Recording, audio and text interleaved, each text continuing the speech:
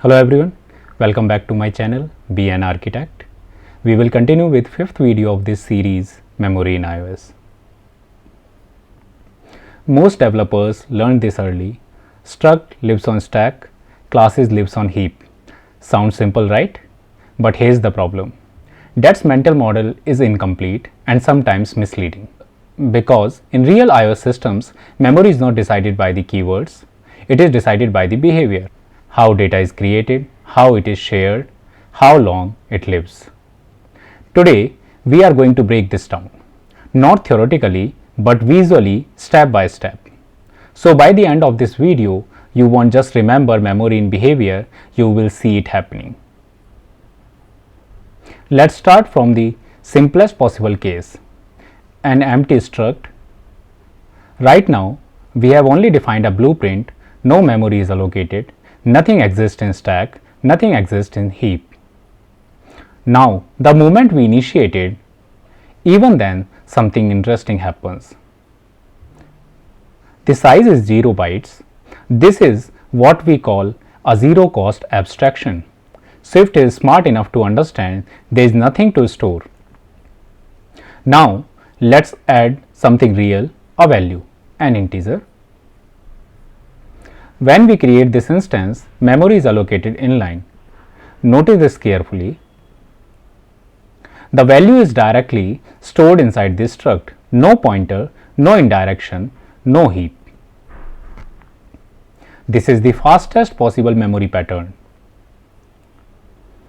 Now, let's change something. Not memory, but permission. Here's the key idea.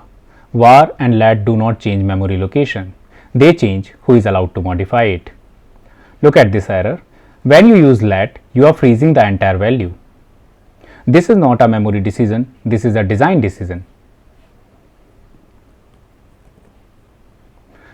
Now, things start getting interesting. Let's look at this string. This looks simple, but internally, Swift is doing something very smart. For small strings, Swift stores them in line. This is called small string optimization, SSO.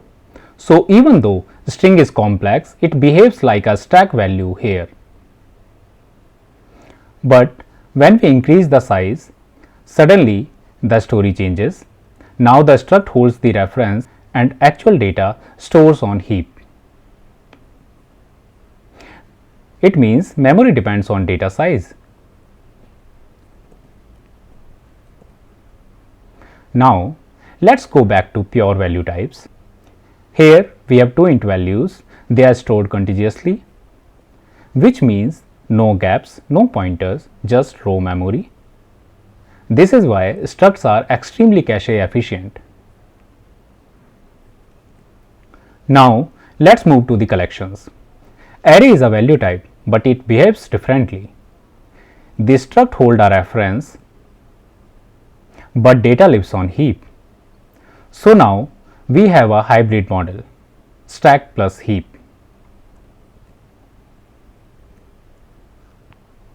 Now comes one of the most powerful optimization in Swift, copy on write. We call it COW also. When we assign A into the variable B, no copy happens. You can see here, they both are pointing to the same heap memory. This is big O of 1, which is constant time. But the moment we mutate, Swift checks, is this memory shared? If yes, new memory is created. This is when the actual copy happens. This is why value types are cheap to copy until they are mutated. Now, let's switch to classes. Classes are fundamentally different.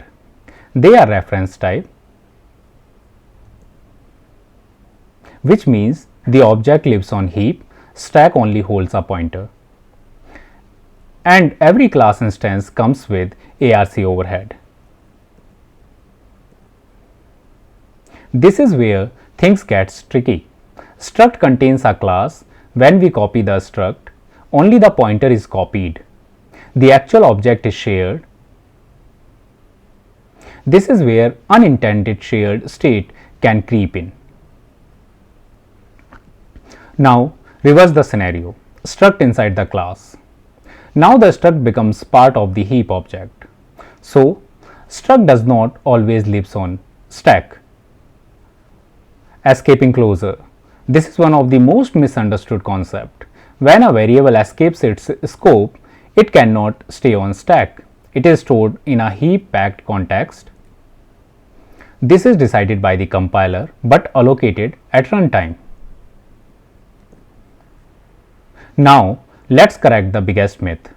Struct is not equal to stack and class is not equal to heap.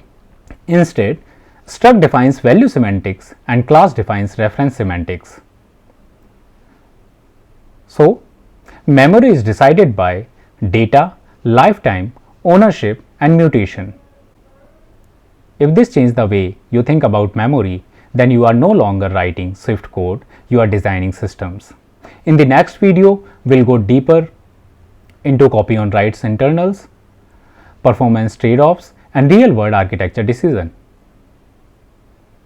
Thank you so much for the day.